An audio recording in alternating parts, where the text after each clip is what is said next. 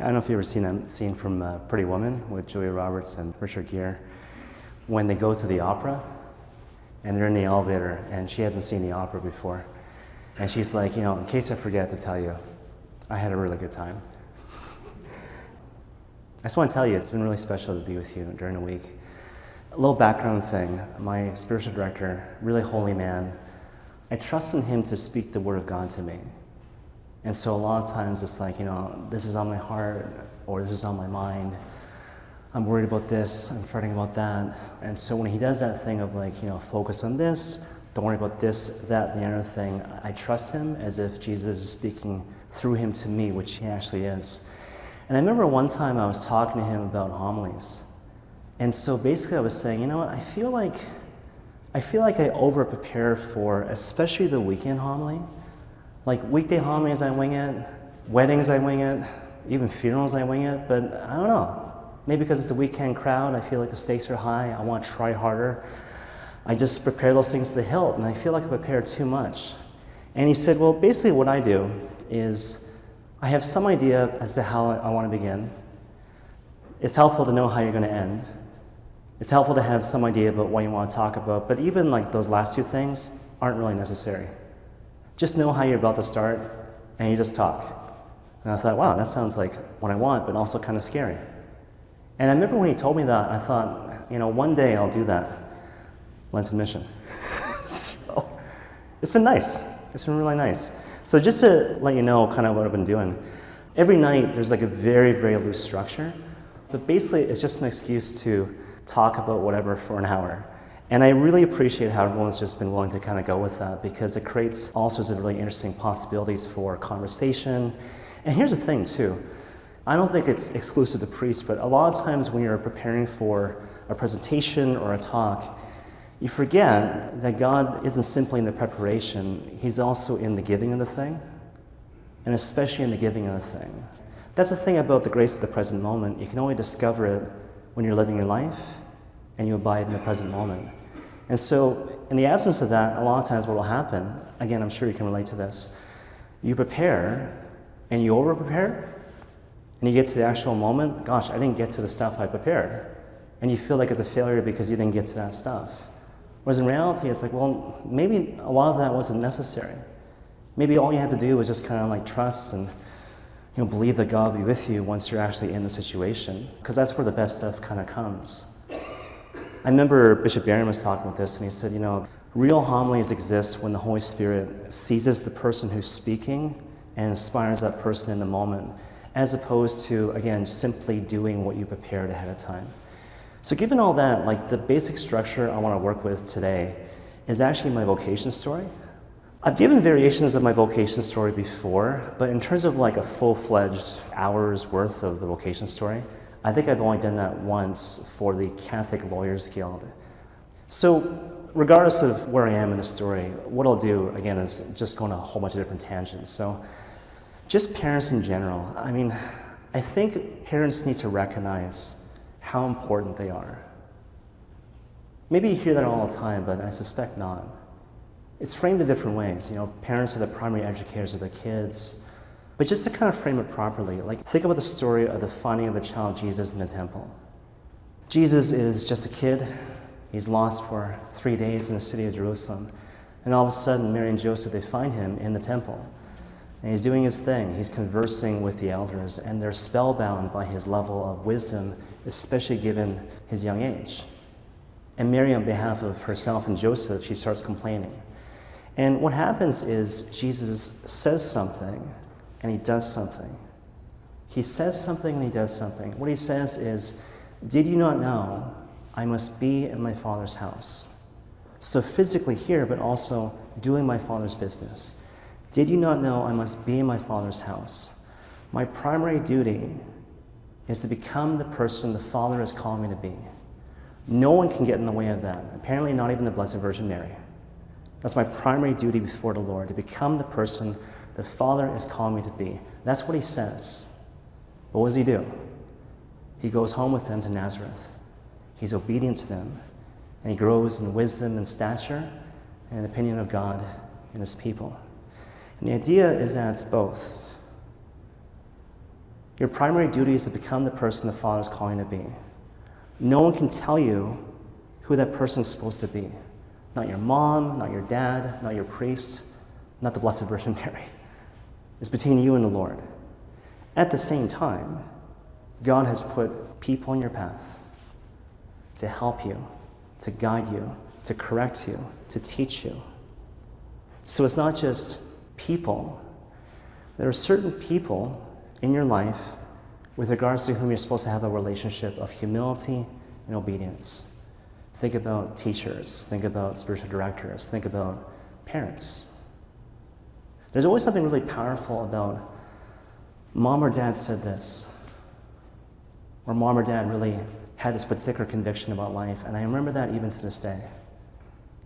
I can think about many times in the past where I've argued with my parents, but even at the time I knew they were right. As parents, I'm sure you're kind of thinking in the moment, gosh, this conversation with my kid isn't going well. And so maybe I need to change my approach. Maybe it's not taking effect. Your kids always remember what you said, especially when it comes to those moments. And more to the point, kids always remember what you actually believe. Kids always remember what you actually believe. If there's a certain tension between what you say and what you actually believe, as demonstrated by your choices, you know which one wins out. Your witness. So when I think about my mom and my dad wasn't really the type of guy who would sit us down and say, okay, son, I'm going to give you a talk about this, that, and the other thing. We talked. We had conversations, but it's funny what you remember. My dad was a boat builder. He built luxury yachts. He was really good with his hands. And he did a lot of work, for example, in the basement, and I remember him doing woodwork in a way which was simple yet exquisite. There was a sense of attention to detail in a way which wasn't weird or obsessive, but just so. And I always remembered that. The importance of doing your work in a certain way. Not careless, not too fussy, but just right. Because this is what we do. My mom, I bring up my mom a lot when it comes to homilies, super influential. Especially because my dad died of liver cancer in '96, so a lot of my adult life was with my mom. My mom has always been Catholic. My dad became Catholic before he died. And my mom has this real sense of real conviction. Like this, not that. I learned a lot from my mom in terms of not just what she loves, but also what she hates. My mom hates it when people are being weak. The way I like to frame it is that my mom hates when people are being pathetic, and people get the wrong idea. But that's really what I mean. So if you go to a way of like weakness and self-pity and, oh, woe is me, she'll tolerate it for like 2 seconds, and then she'll fight you, and you will lose. And thank God I had someone like that in my life. A lot of times we need that. I can think of an example where Jake Kim, he was having, I guess, coffee or lunch with Christopher West. And he's very open about this. He was struggling a lot with masturbation. And at a certain point, he was getting discouraged. And they were good friends. They were at a bread garden or something. And basically, Jake was like, I don't know, man. Like, I've been struggling. I've been fighting. I don't think I can win. I think this thing is beating me. And then Christopher West got really mad. And he started pounding the table at the bread garden and getting really loud. And he said, "You will not let the sin of masturbation defeat you." And Jake Kim is like, "Shut up." But looking back on it, he was like, that was a really important interaction. Embarrassing, but important. Because here's my friend, Christopher West, and he's telling me through his actions, don't give up. And even though in this moment you stop fighting, I will fight with you, I will fight for you. And my mom has always been like that. Don't be afraid. Don't be weak. Don't give in to self-pity. Now, just to be clear, obviously all those things, they're ever present, I always think about this great quote from the Princess Diaries. That was the first movie I saw when I came to Toronto. Anne Hathaway. The quote is, courage is not the absence of fear, but the recognition there's something greater than fear. Courage is not the absence of fear, but the recognition there's something greater than fear. Is there the constant press of troubles? Are there always difficult circumstances which are pressing in on me? Yeah, that comes for all of us.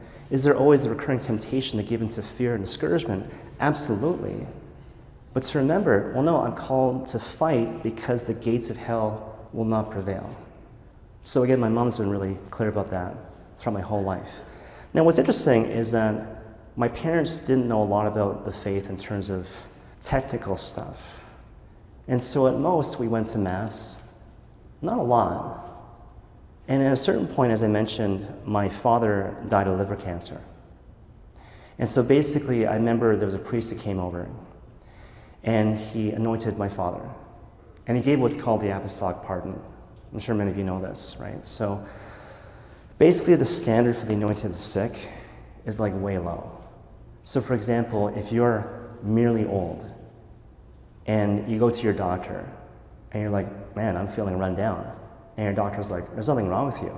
You're just old. You can still get the anointing of the sick. So pretty low standard. But at the same time, if you're dying, you get this extra thing called the apostolic pardon. And so in theory, if you died at that moment, you would go straight to heaven. But here's the thing. I remember Monsignor Gregory Smith, he came by to anoint my father. And basically he was talking to my mom.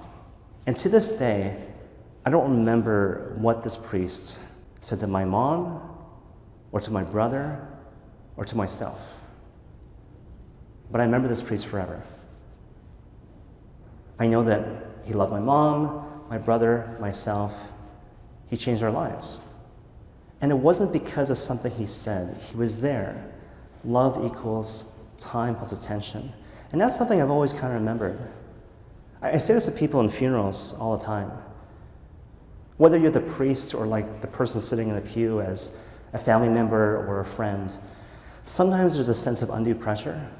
Death is in the air, the family's in mourning. What do I say? If I say the wrong thing, I could like screw it up.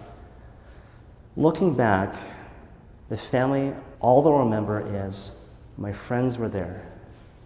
My family was there, and boy, wasn't that special. If you feel inspired to say something, okay, by all means, but that's not really necessary. It's what you find in the Jewish tradition, this tradition of sitting Shiva. It's almost like a visitation. So basically what happens, there's this tradition in Jewish culture where someone dies and they have the visitation in the family's home. And basically the vibe is like, look, if people want to speak, you speak and you receive their wounded and weary hearts. But if they just want to sit there in silence, you sit there in silence. And you might feel like that's really uncomfortable and I want to do more, but you're doing exactly what you're supposed to do. I remember my spiritual director said this once to us in the seminary. Basically what he said was, there's a really important distinction between problems and mysteries. And when you encounter situations, especially involving people, you got to be clear about, is this a problem or is this a mystery? A lot of times it's both at the same time. So imagine, like, again, a funeral situation. So are there problems to be solved? Yeah. Someone needs to pick the readings, someone needs to pick the music, someone needs to drive this person from this place to that, someone has to arrange the catering. All these problems, like, screwing in a new light bulb because the room is dark. Easy problem, easy solution. At the same time, there are also mysteries. The mystery of suffering, the mystery of death. And here's the thing, you don't want to treat mysteries like problems.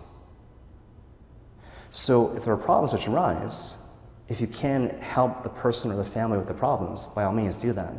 The thing about mysteries, though, is the person in question has to go through the mystery. Now, you don't abandon them. You are with them, not unlike St. John or the Virgin Mary at the foot of the cross. I would love it if this person wasn't in pain.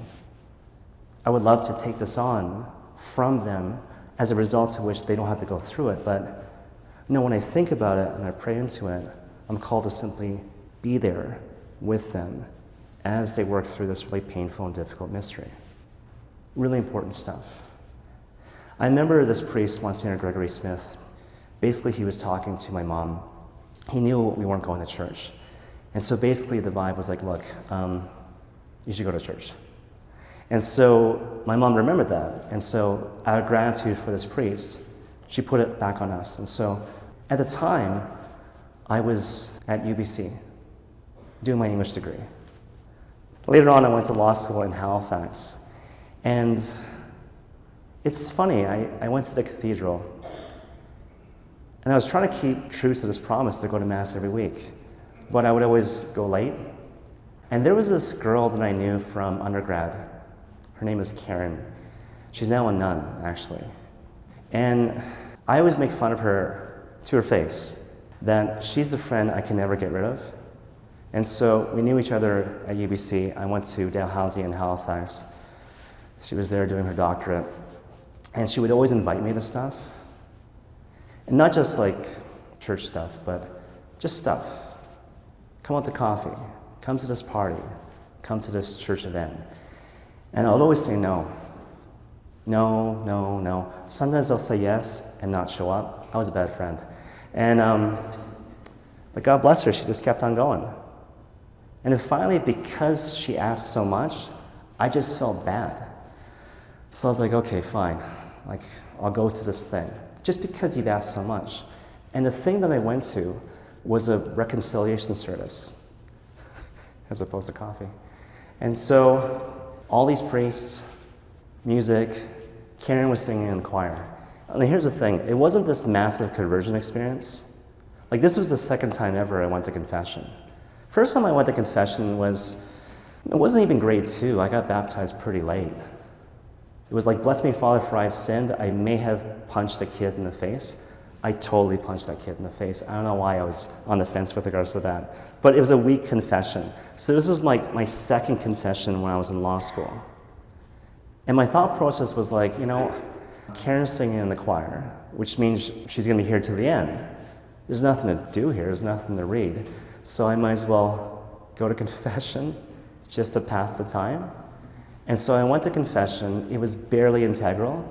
And I remember the priest saying, for your penance, I want you to do Stations of the Cross. And I was like, wow, that seems excessive.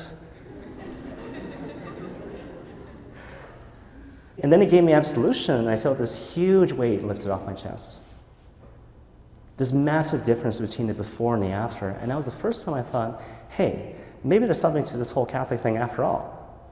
This tangible sense of like Christ coming in my life and giving me something I didn't know I was searching for until I received it. I had never experienced that before in my life. It was this thing that I didn't realize I was searching for until I had it. Because we're so used to being sad and being weighed down. And I remember Cardinal Collins spoke about this to us in the seminary, like years in the future. He was saying to us as future priests, guys, if you're going through life and all of a sudden you're feeling sad, lost, confused, weighed down, don't automatically think it's because of your circumstances. People do that all the time. Oh, it's because I need to find a new boyfriend or girlfriend or a new job or something. Probably you need to go to confession. And a lot of times when you do that and you bring the inside out and you're generous and sincere, you'll realize in retrospect, no, this was always it. And so now I go to confession once a week because I'm sick and tired of feeling sad. And confession is like a cheat code for life, It's hard enough to go through life like as it is, but when you're weighed down by sin and everything that kind of goes with that, the sadness and the shame and whatever, it's like extraordinarily difficult. And so, in a certain sense, confession is like steroids for life. Really important stuff. So, when I was in law school, I was staying in this undergrad residence, and the only guy who was Catholic in the entire building was this guy named Faber McDonald. And we became friends, and then he went to Toronto, and he entered the seminary. I graduated. I went to Toronto to work as a lawyer because you make more money. And basically, he invited me to go to this Advent concert in the seminary. So I went, and I met all these wonderful guys who are priests today. And I remember they were not just normal, like you hear that all the time, it's almost kind of cliche. They were different. Calm, peaceful, men of clarity and purpose, tremendous character. And they were all like that, even though they were all different. And so I always remembered that. And I met this guy, he's a priest now, Father Charbel Busamra. And basically he said, hey, you know what, we should get together later on. And so he got my number, he asked me out for dinner, and looking back on it, he was trying to trick me, but it worked. And so we went for dinner, and he's like, oh, you know what, I'm a seminarian, I gotta pray. There's this church nearby, you wanna come with me? Yeah, sure. Oh, look, there's a priest. Maybe he could be your spiritual director. Okay, I see what you're doing here. So that guy was my first spiritual director. Now, I remember when I went to this guy, it was kind of funny. I went to him and I was just like, you know what? I have all these things I want to do for the Lord. And at the time, my big goal, I wanted to be a filmmaker, to make Catholic films for the glory of God. That was my big plan. And so I'm telling him all these different things and whatever, and I expected that he would say, wow, that's amazing, that's awesome, you're awesome, God bless you. And he said instead, yeah, great, you don't know your faith worth a lick. But don't worry, if you study hard, you can catch up. I was so mad. And he said, look, you're not even praying. So what you should do is pray with the gospel every day for 5 minutes and pray the rosary every day. And I was like, 5 minutes? Seemed like a lot. And then what happened, he went on vacation, and then he referred me to another priest, Monsignor Gregory Haddock. And this guy, he used to be a rocket scientist, no joke. And so he was like really smart, obviously. And I remember talking to Faber about spiritual direction. And he said to me, you know what, this is maybe my opinion, but I think a good sign of a good spiritual director is how many of his directees have become priests and nuns. So I talked to Monsignor Haddock, and I'm like, how many of your directees have become priests or whatever? And he's like, I don't know, like dozens. Like dozens, what? So anyways, I'm seeing this guy, and he was very different from the first guy. And so, in a weird sort of way, something I found really helpful with regards to Monsignor Haddock, he ignored most of the stuff I said, which might sound kind of weird. So what I would do, I'll go to him, okay, I'm thinking about all these things. I'm worried about all these things. What saith you?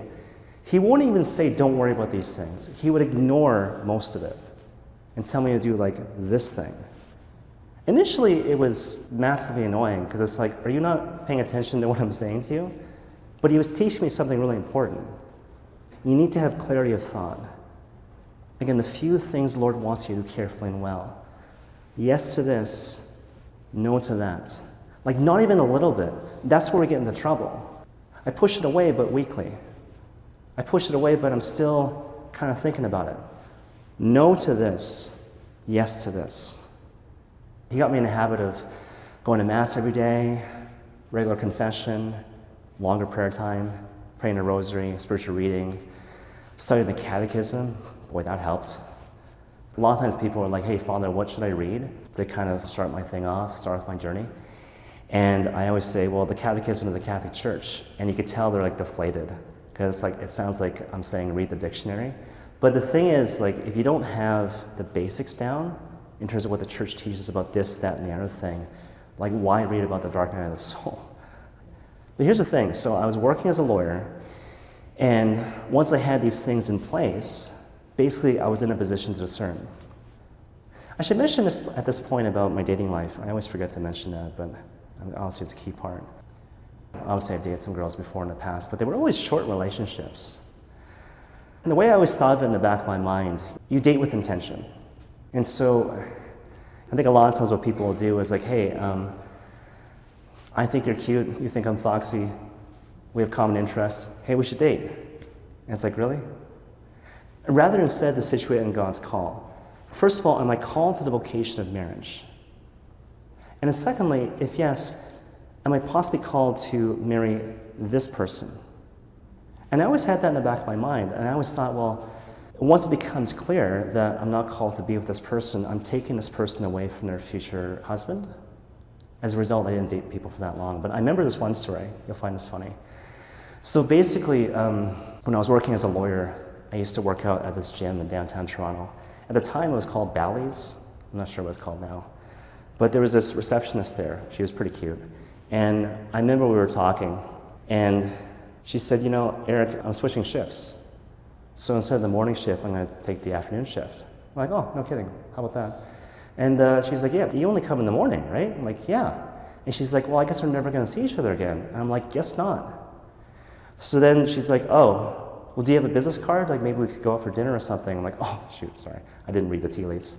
So I'm like, yeah, okay, sure.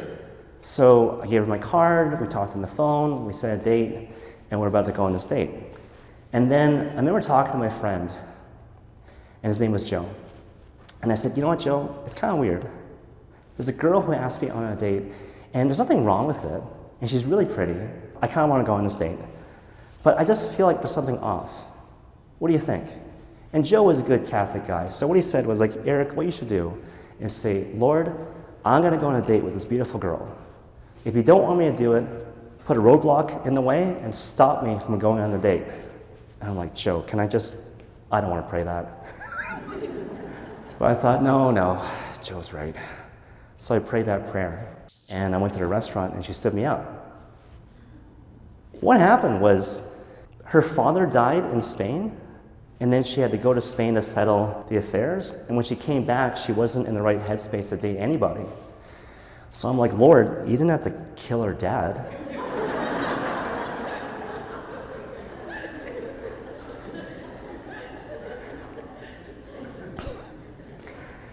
Let that be a lesson for you girls. So I was praying, I was receiving the sacraments, and I remember talking to my director, and he said, okay, you're doing all the right things. And it's not like you haven't thought this thing through in terms of clarifying the options and pros and cons and whatever. The only thing you need to do is make a decision and stick with your decision. And so I think he meant like 6 months, but I gave myself 2 weeks. And I remember during those 2 weeks, massive consolation. Like I felt amazing, you know? And then I decided to apply. I sent the application in. I was waiting for them to respond. I did that thing which a lot of guys do. The seminary knows that we do this. I applied late, like after the deadline. And so if they reject me, oh, it's a sign for the Lord. But they know. I think they leave a lot of leeway. At the time when I was discerning, up to the point where I applied, massive spiritual consolation. But afterwards, massive spiritual desolation. And I remember talking to a friend of mine who was Catholic but didn't know the rules of discernment as coined by St. Ignatius. And so he was like, well, you know, you got to enter the seminary with spiritual consolation. So if you're feeling out of sorts, spiritual desolation, you shouldn't go that way. And luckily, I was still talking to my director, and he's like, you know what, you're fine. He should have explained it to me more, but that was good enough for me. Just to explain it to you now, St. Ignatius talks about this. So basically, spiritual consolation, spiritual desolation. What he says is like, basically, you want to make big decisions when you're in spiritual consolation.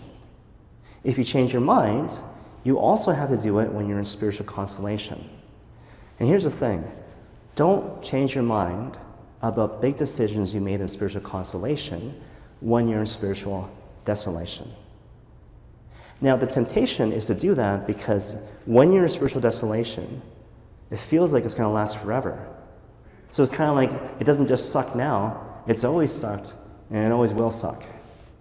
And so because this is a wall-to-wall thing, it's never going to end, therefore I have to make a big decision when I'm in spiritual desolation. Whereas in reality, Ignatius talks about this too. Spiritual desolation ends a lot sooner than you think it's going to end. So you just got to hang on. So I did. And then I got accepted and I was in the seminary. Now, the seminary was awful. The thing about the seminary, it's not like co-op. You know how you take co-op and it's like, well, this is kind of like the job. It's not. It's like institutional living for 6 years. You're with other guys, you're taking classes. It's nothing like this. Nothing like this. So it's not like a transferable experience.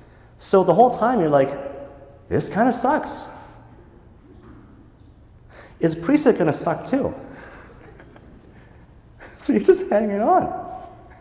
So I had a really good spiritual director. And he didn't tell me right away. He waited because he knew it would break my heart.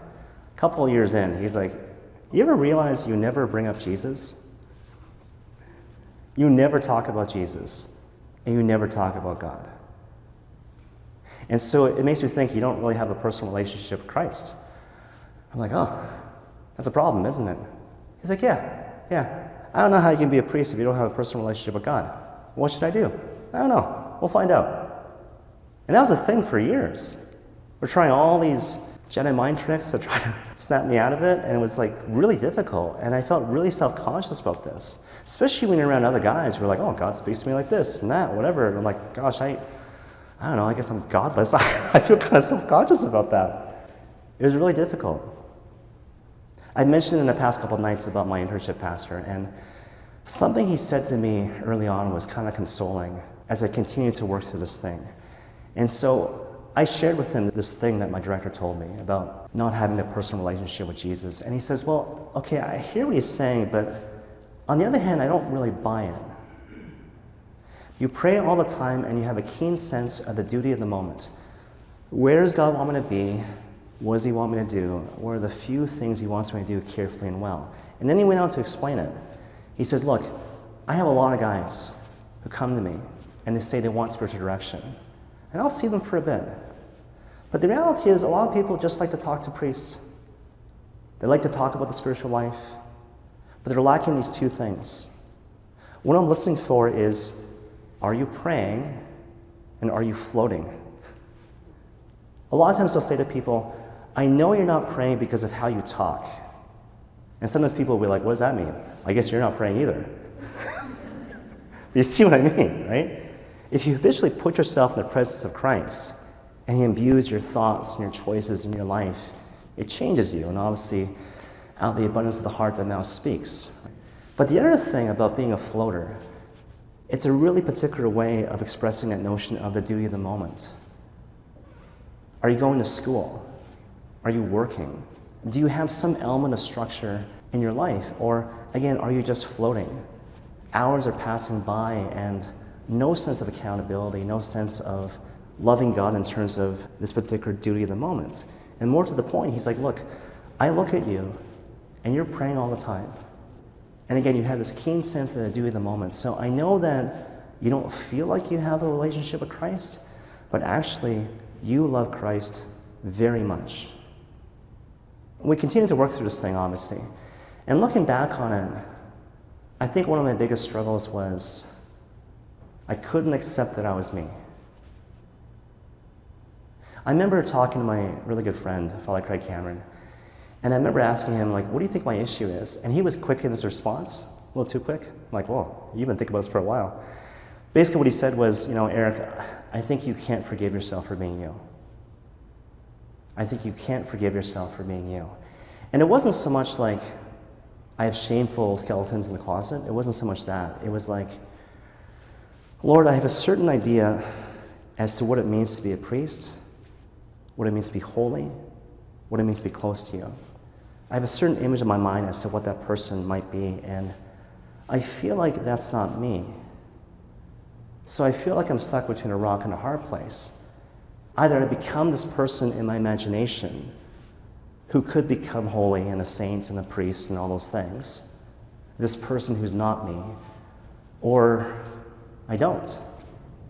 And I'm simply me, but at the same time, in the back of my mind, I feel like you would prefer if I was someone else.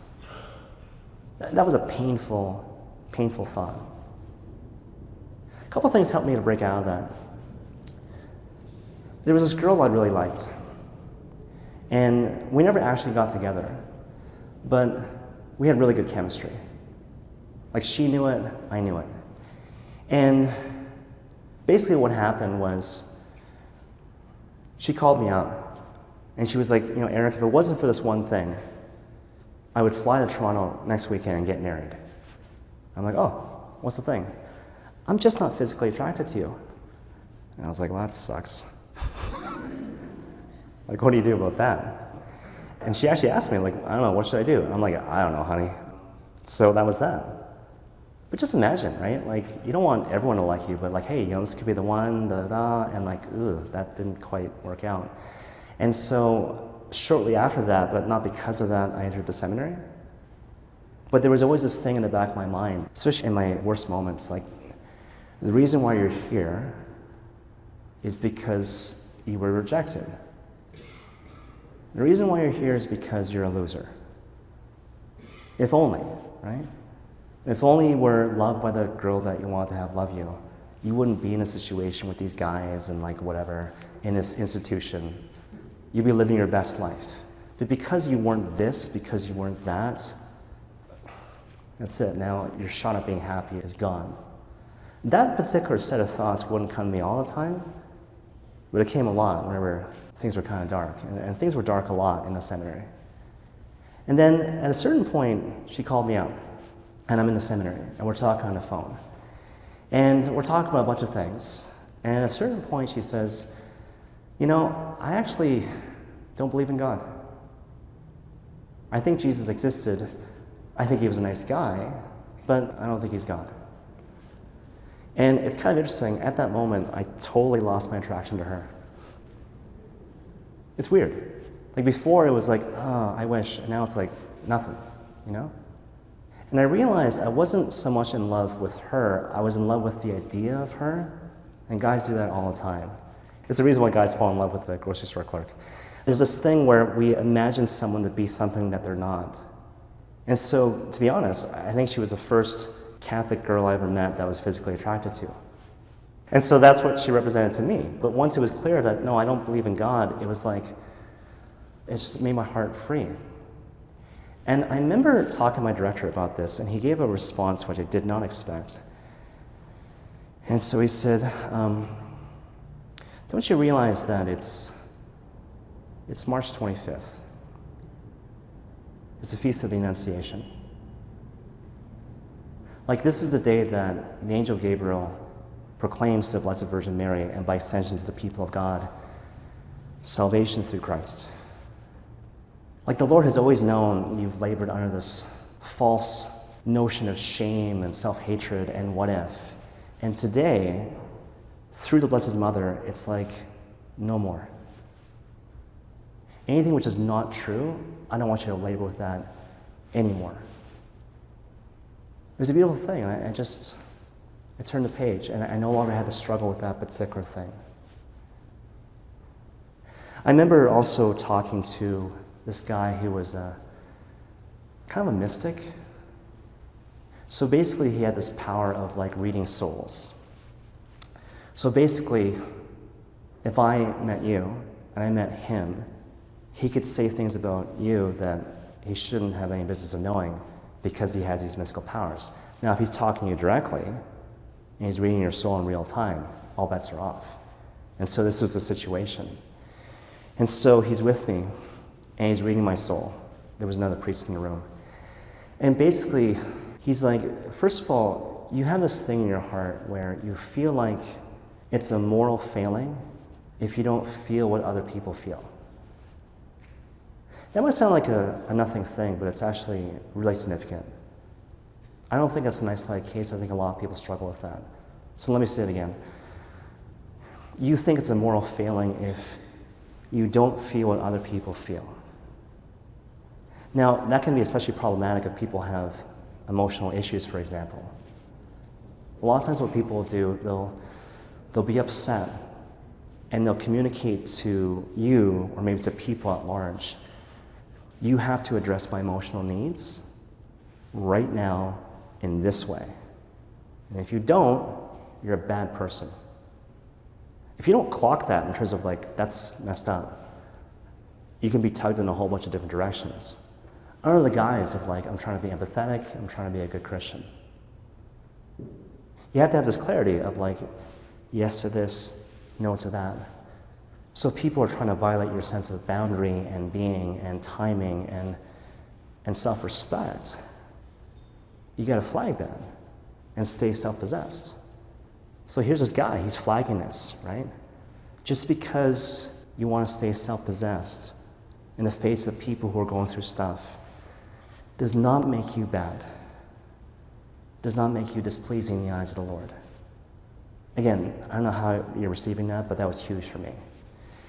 The second thing, he said, you believe that if you get ordained,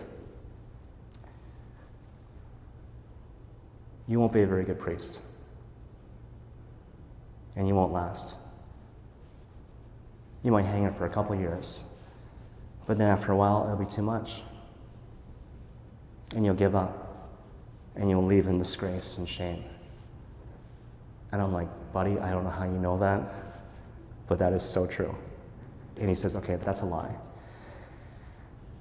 So what he said was, you will last, and you will endure, and you will be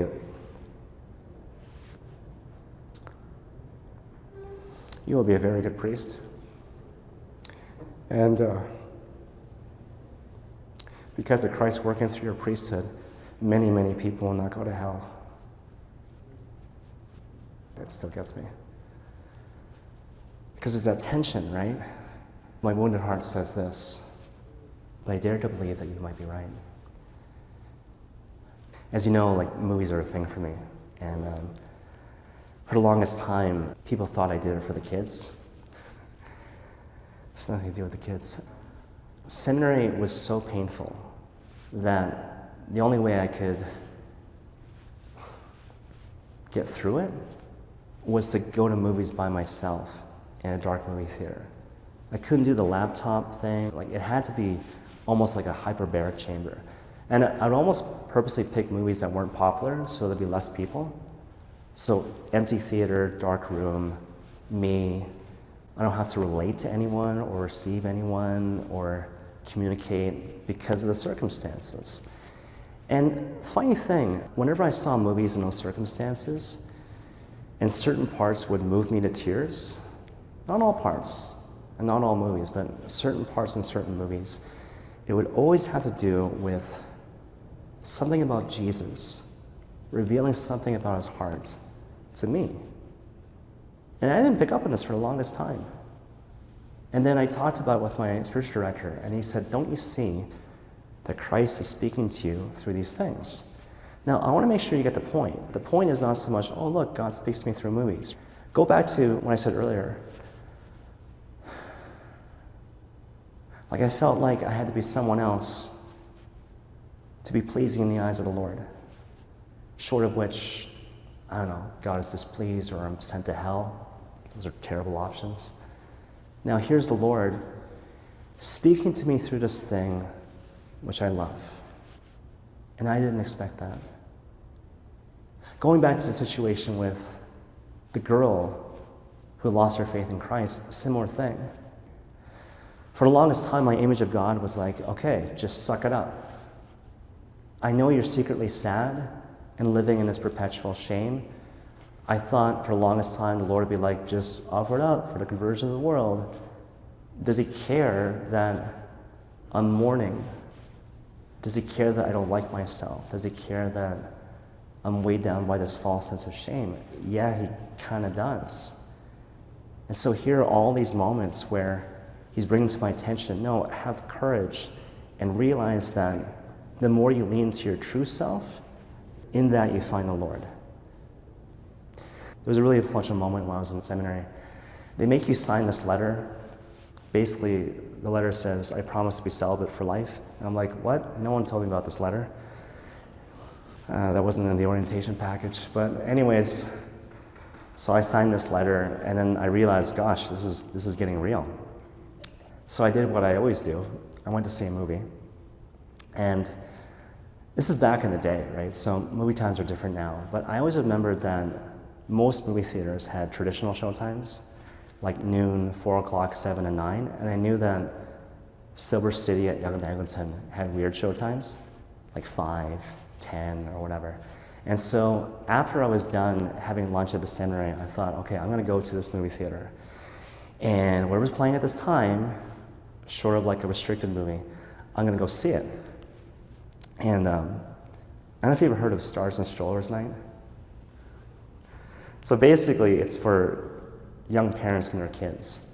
So they don't want to scare the babies, but they want to give the young parents an opportunity to go out and see a movie. So matinee show, not very loud, to not scare the babies.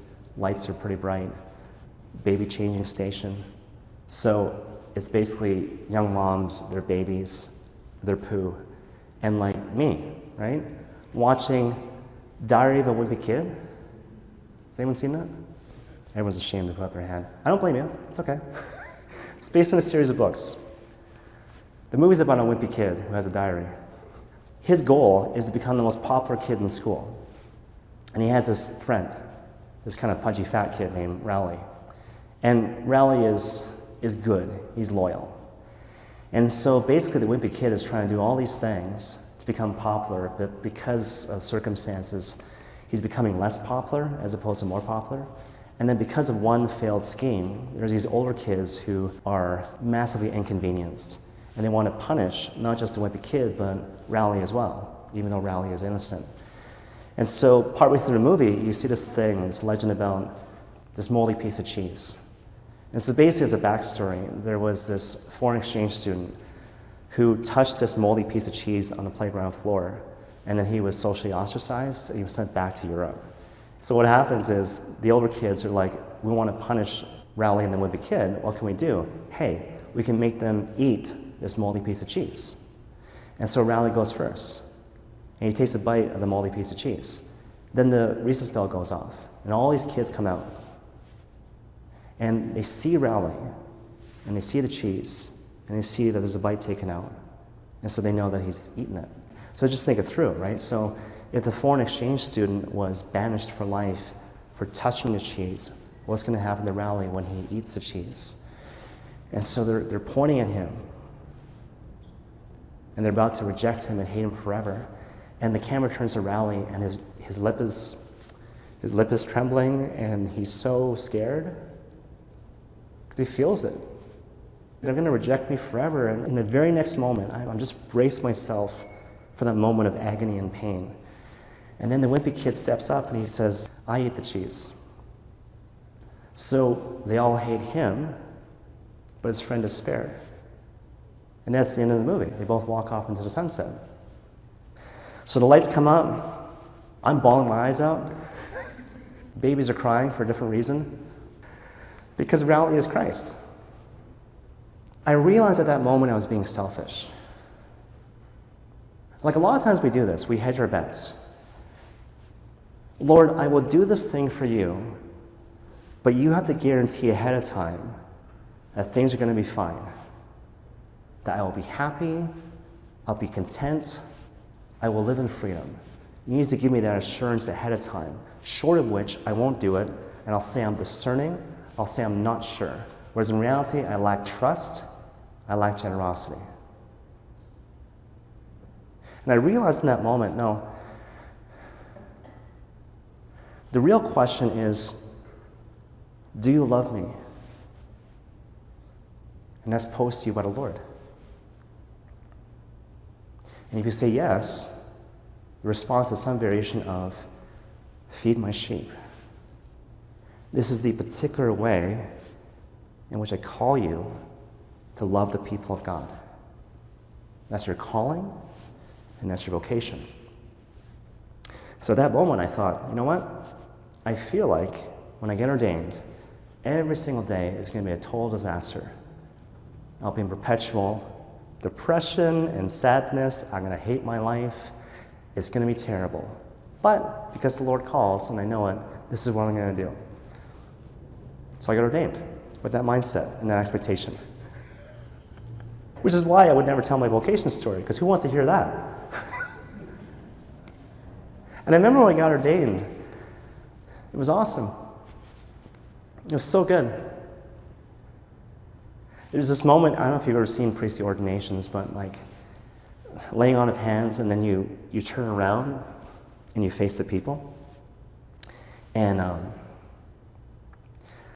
remember looking at my mom, and my mom is the coolest, right? So She didn't wave like this or whatever. She was super cool. All she did was like, she gave me a wink, and she knew that she would be the first person I would look at, and she knew that I would catch that wink.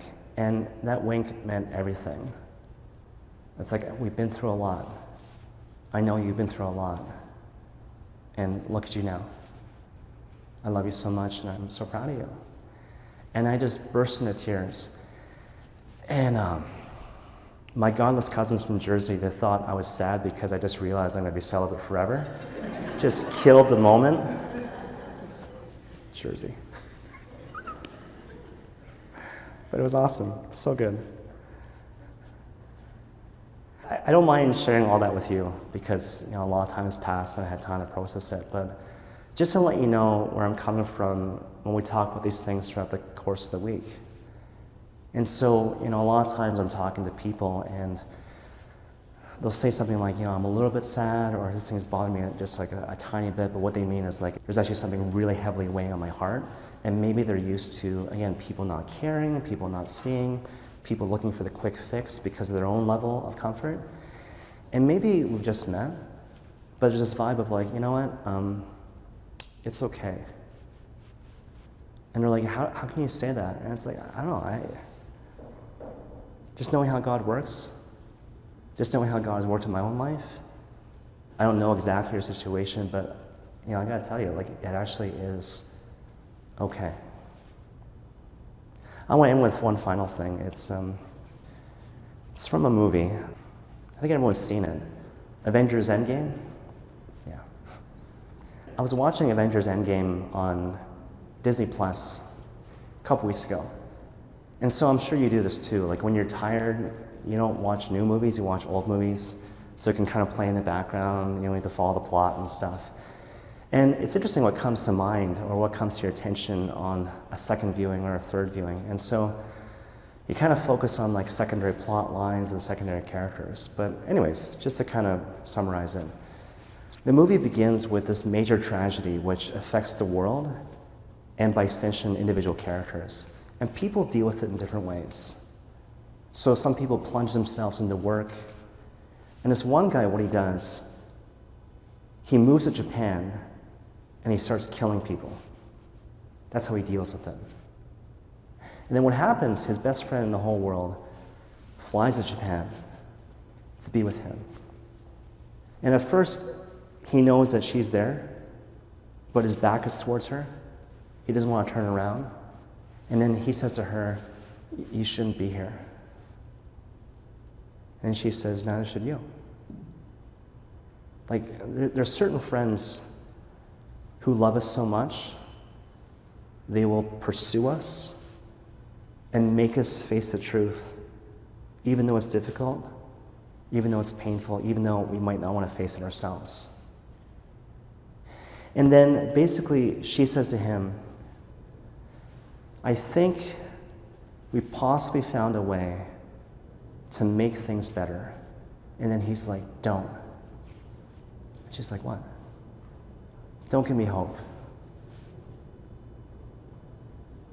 And she's like, I'm sorry, I couldn't give it to you sooner. And with that, she grabs his hand and they go on this great adventure. I share with you that scene from that movie because it really helps to encapsulate this thing we're talking about here. Like over the course of the week, hopefully you have some tools in terms of how to move forward, some insights, some principles. But at the same time, I'm sure it's also stirred up a lot of stuff that's always been there in your heart, and maybe some of it's good, but some of it's kind of not immediately good. I can't see how immediately this is beneficial, and so it's scary. What's required in this moment is hope. Maybe you're so used to being, I don't know, numb in the heart, to being alone that like, gosh, my best recourse is to just not think about these things because I don't have hope, because I gave it up a long time ago, right? But that's the thing about Lent. It's not just like I keep up these arbitrary practices of prayer, fasting, and almsgiving, and then I let go of these things come Easter. This is the time and the season where things are stirred up, to bring them to the Lord with a spirit of hope and joyful expectation. Lord, I don't know what you're up to most of the time, but I know it's wonderful, amazing, unexpected, and great. And I fully expect that when Easter arrives, it's going to be glorious, not just for the world, but also for me.